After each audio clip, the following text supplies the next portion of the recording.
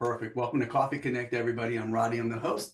We've got a couple new folks, and new folks, please be aware that at some point we will allow you to do your elevator pitch for us and let us know who you are, what you're doing, what you're looking for, and again, how we can help you is the most important thing here, right? If you enjoy today's conversation, screenshot this, email me, right? ccinfo@addictedtoconnecting.com. Happy to get you on the invite list so that you know the upcoming topics for the following weeks and always get that Zoom link in your email. We know that corrections have to be made sometimes. I know, Diane, welcome back, right? I want to give you an opportunity at some point to kind of give us an update on what's been going on with you. But she reached out to me last week. She's like, I'm not getting the emails. At some point, maybe if you're not answering or something, I don't know, the system that we use bounces them and they're like, yeah, we're not going to send them anymore. Apparently this person doesn't want to hear from Rodney, but all I got to do is go in and hit subscribe again, guys, and it makes it easy. So if you're not getting them, let me know. I'm happy to get you back on there. Again, you guys can always check out the playbacks at www.addictedtoconnecting.com, where you can get to the Coffee Connect in the Grind YouTube channel. We are going to talk about something that's near and dear to my heart, right? Being kind, bringing joy, doing all of those great things. And there is a young lady right amongst us that does this in teaching children. And I said, we're all a bunch of kids at heart, right? So it was a great opportunity for Teresa to kind of come in and share what she's doing as well, teach us some lessons for ourselves, right? And how we can raise and lead kind humans. Give it up for Teresa Ramirez.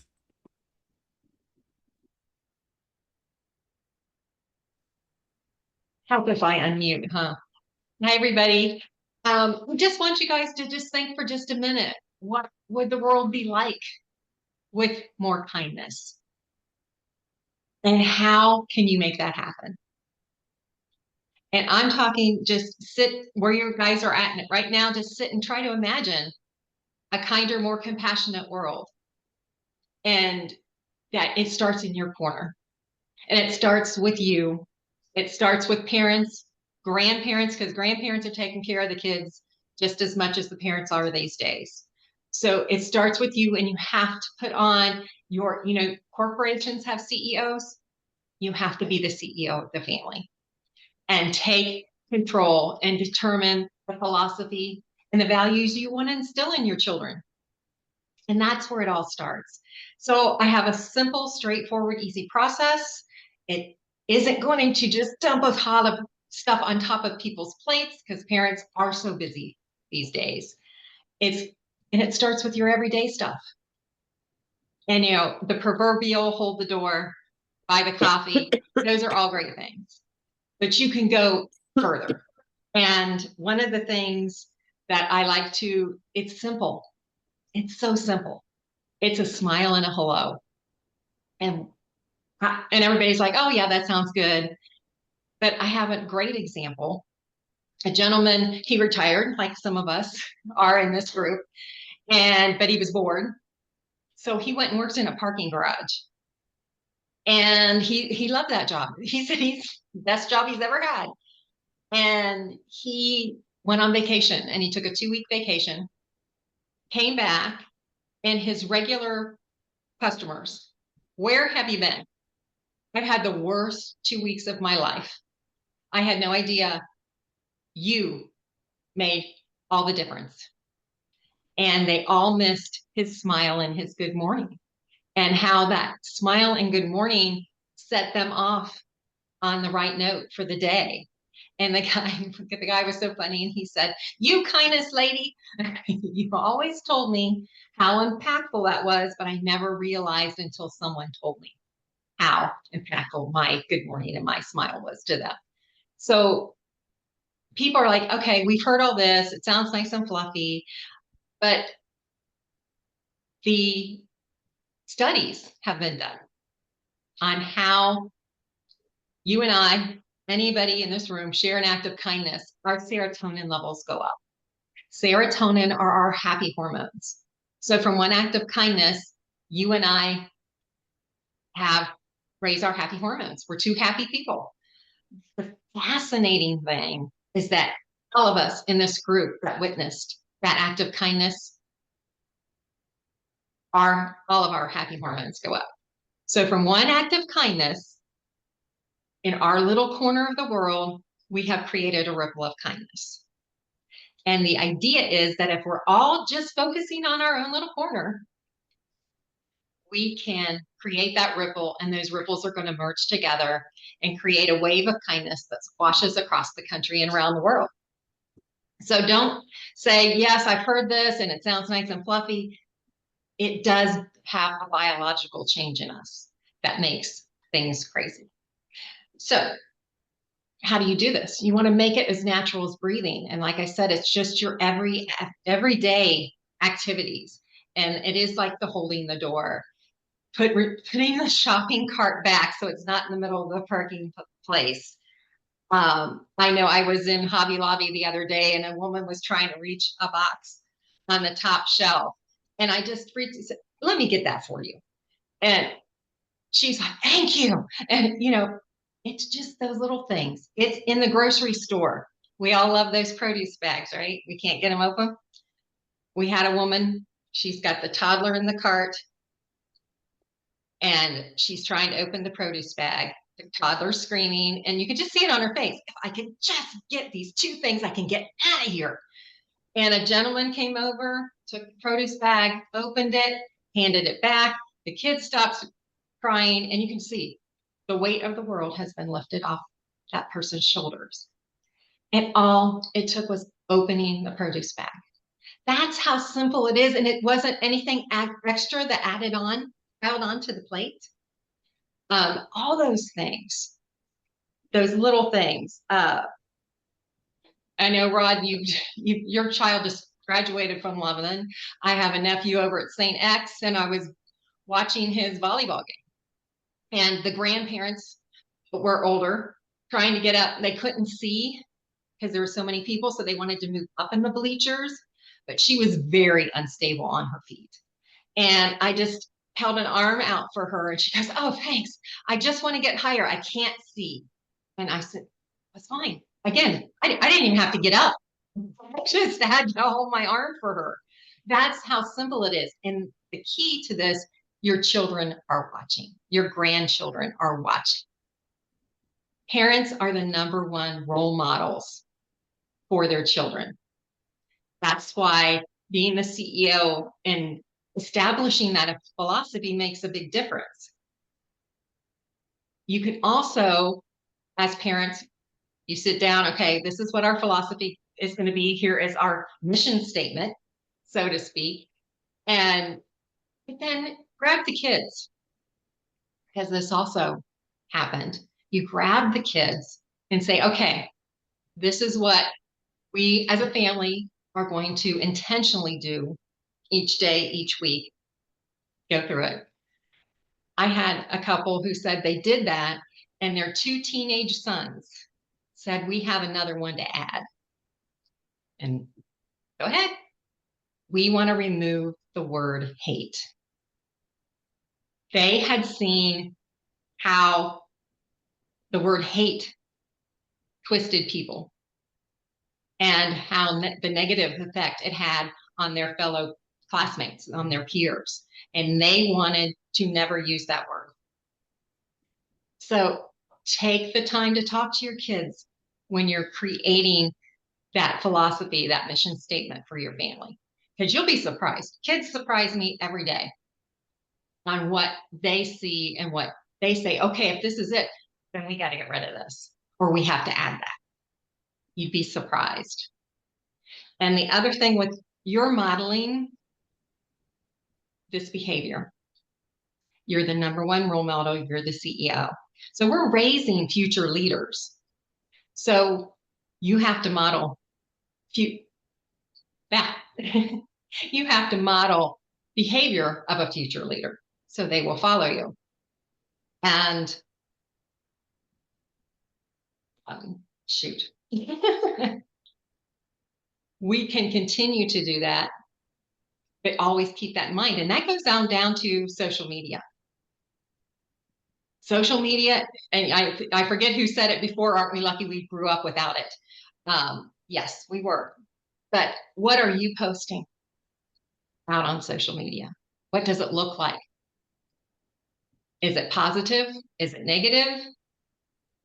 And I know kids who have said, yes, I watched what my mom posted because I don't want her talking about me, but they read it.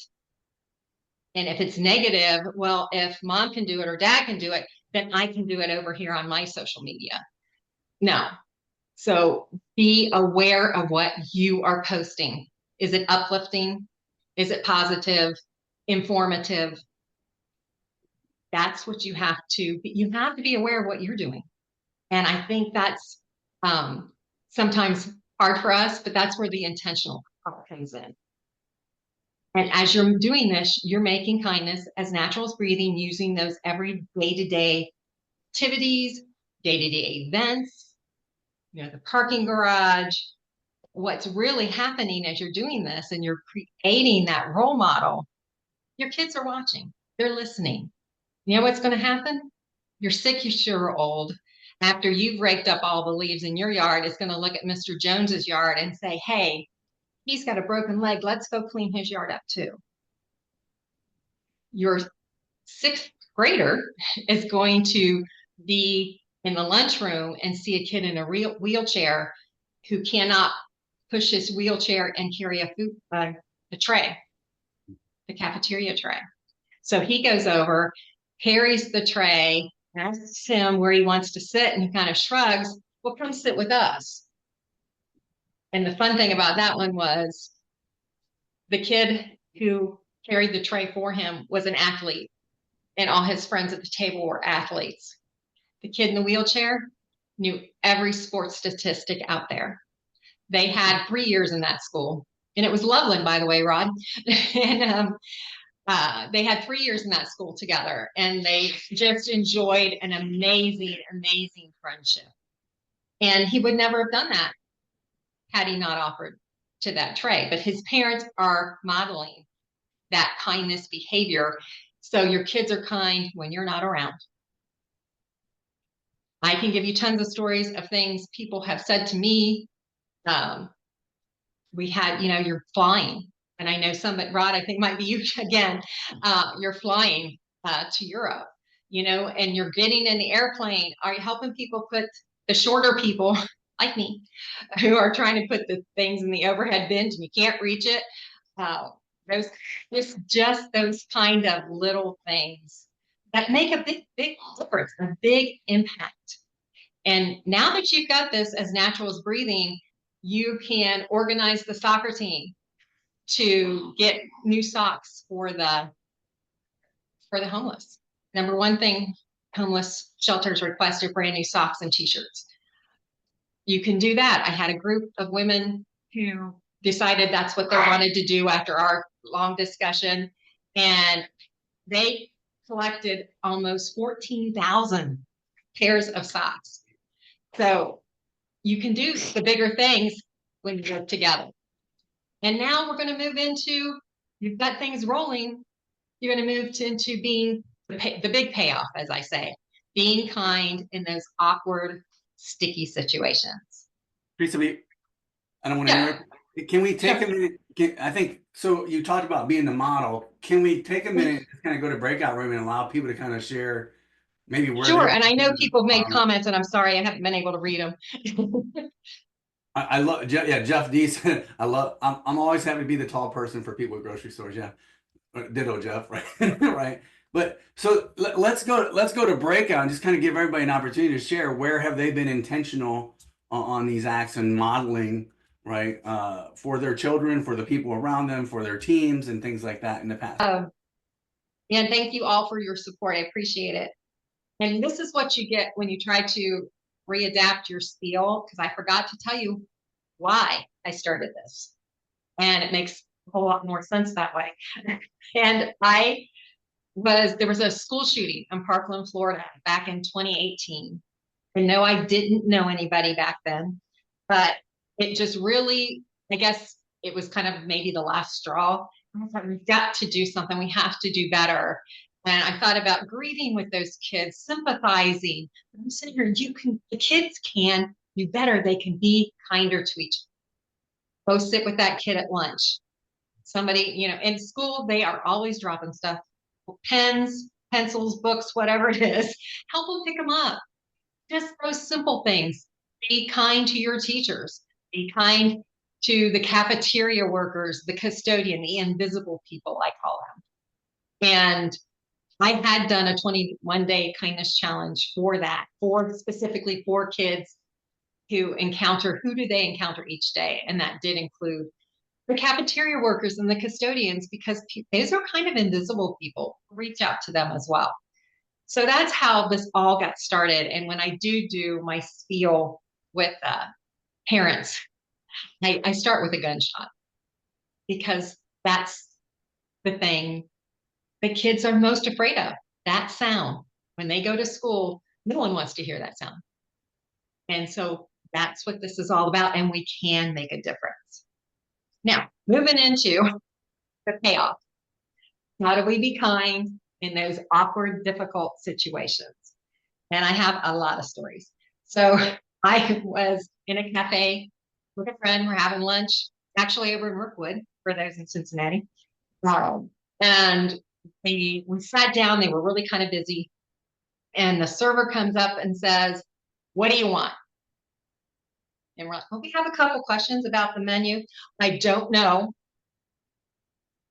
I was told to come over and take your order. What do you want?" And we're like, "Hey." We placed our order. We got our food. It was fine, but I don't think she ever came over and refilled coffee or water or anything. And at the end of the meal, she comes over and slams the bill on the table. We're like, "Okay." So my friend and I had a conversation, and this is about being intentional.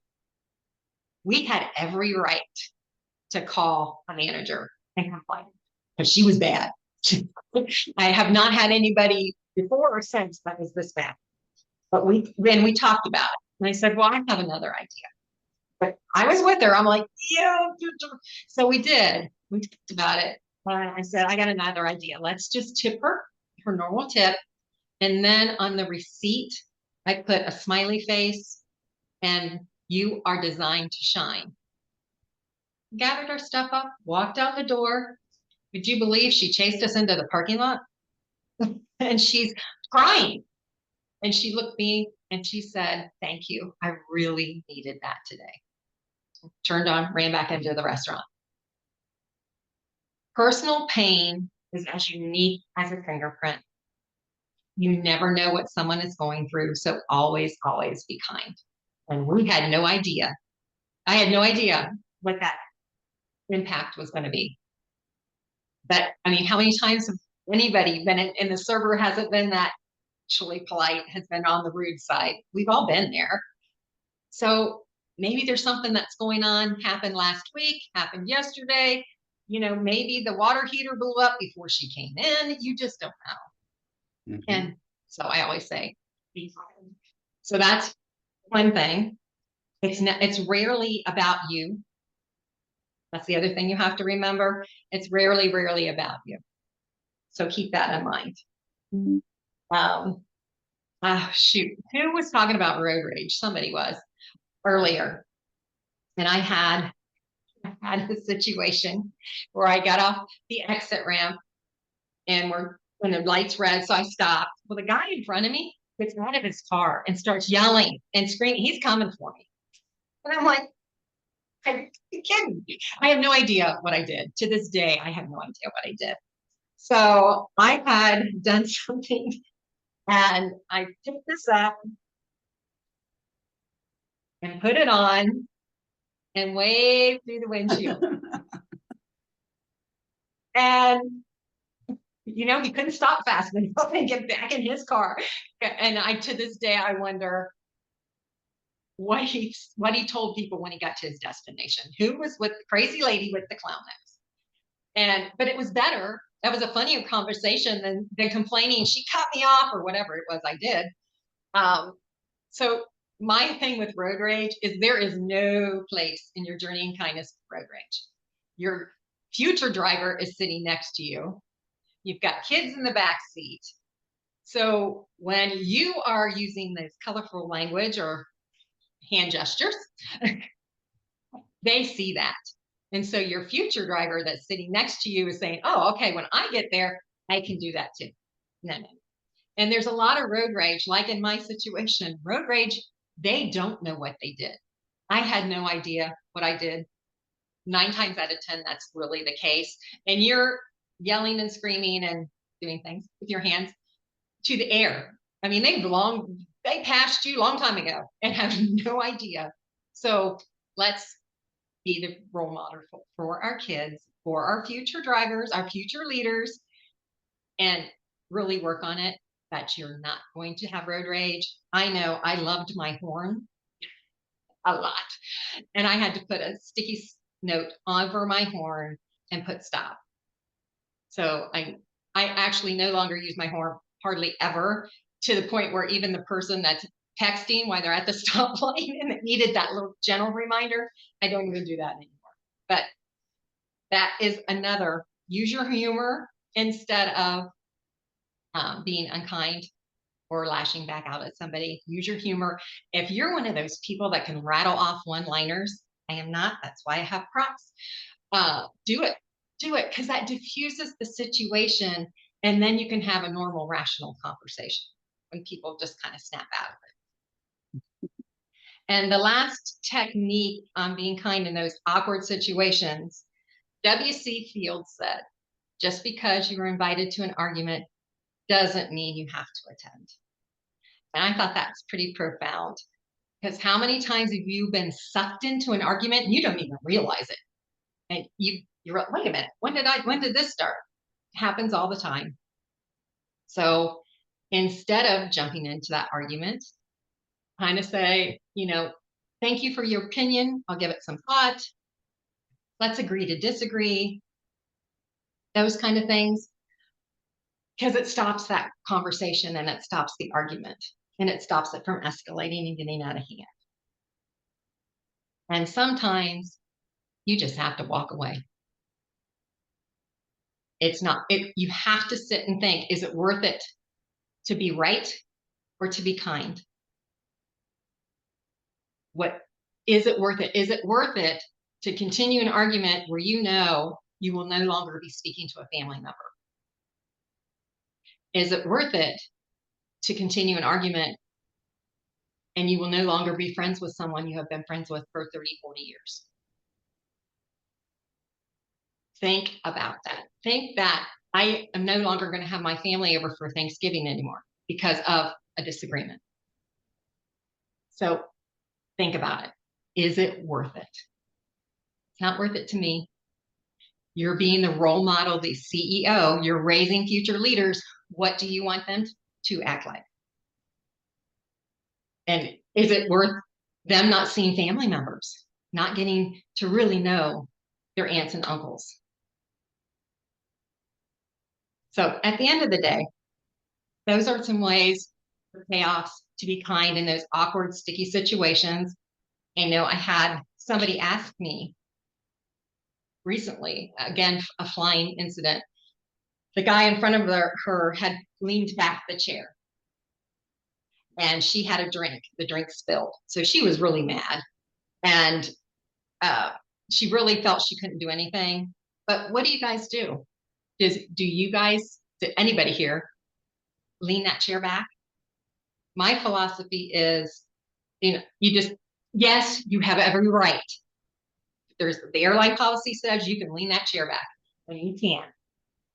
But the seats are so close together. If you lean back, you're sitting in somebody's lap. Or like in her case, she had food and drink and it spilled all over the place. So my philosophy is you don't lean the chair back. You just don't, because it's not worth it. Let's just have a pleasant flight. Let's not irritate other passengers. Those kind of things. This is where you're putting kindness into practice on a daily basis, and you're modeling for your kids or grandkids or the neighbor kids, whatever the case may be. So what are you guys going to do to change the world? I think it's a great. So we go to breakout room here, guys. I'm sure we all have experiences much like the road rage that Teresa was sharing, right? maybe we got experiences that we can share because we can all learn from those experiences. And I think somebody might have been Jeff D again talking about I just pretend, or maybe that was Rita. I don't know. Somebody said about I just pretend those that are driving fast need to go pee and they're trying to get home, right, or something, right? Uh, you know, That's a good one. there's always ways that we have to think of, or that we have to think about those things, I think, to be able to get by them. So let's just head to a breakout room and obviously get a chance to talk about some of these, maybe share some of our experiences that we've had, right, where we've been able to turn the tide on a potentially damaging situation or a horrible situation, right, and move on. So I'll open them up. We've got, you know, 8 or 9 minutes. Introduce yourselves again, and I'll bring you. All right, I'm sure there are a few of you that are going to scream at me because I cut you off. Ray being one of them, probably. Ray being one of them. Who else did I cut off of that at that breakout? The other rooms were quiet. They were like nobody was talking. We saw there was like 10 seconds left and we kind of left it there. So all right, then I'm gonna let Ray. I want to let Ray finish his story real quick. Okay, all right. Okay, so yeah, something goes out the window, and my daughter's like, "Oh, why did the guy litter?" And I'm like, "Oh, well, everyone doesn't care about the planet. No one love everybody, doesn't feel the same. Everyone doesn't love the planet." And we're going to a mall that's literally like way out of the way, where it's like a 30-minute drive because we were going to pick up something. And literally, this guy is headed to the same place, and he parks right next to us. We get out the car, and my daughter's first words are, "Daddy, that's the man that doesn't love the planet." So my 5-year-old has a whole conversation with this man about him littering, and he needs to be better. And he listened and accepted everything, and he actually picked up some random trash and threw it away to make her feel better. Awesome. One of my favorite songs right now is Kane Brown, Little Backseat Driver. And throughout the song, he's talking about these experiences. Like he sees a man along the side of the road, obviously homeless. He hands him $1, and then his daughter's in the back seat and starts to ask him about who that man was. But before he can answer, she moves on to something else because there's a squirrel in the sky or whatever else. I mean, like that's the whole song. And then the second verse is some lady passed him by in a black Mercedes yelling at her phone, right? Raising up her finger or something, right? And he just ignored her. And his daughter asked him again, why is she so mad? And before again he could answer, he goes on, right? Great song if you guys haven't heard it, and definitely applies to this situation. That just try to be kind in every sense of the way, right? Teresa, any closing remarks from you? Really, just we can change the world. We can make it a better place, and we can raise future CEOs and future leaders if we just do the simplicity and be intentional about being kind. So get out there and change the world. Awesome. Give it up for Teresa Ramirez, everybody. Lots of great conversations coming up. I hope that over the next years of our lives, the years of our businesses, the years of our job transition, whatever it might be, right, that we can make kindness the new cancer, but make sure that it's uncurable, right? Make sure that it's uncurable. So go out there, have a great week, everybody. Remember, I love you guys. All right. Hey, Rodney, Teresa, thanks Thanks. everyone. See you next time. thanks, everybody. Have a good week.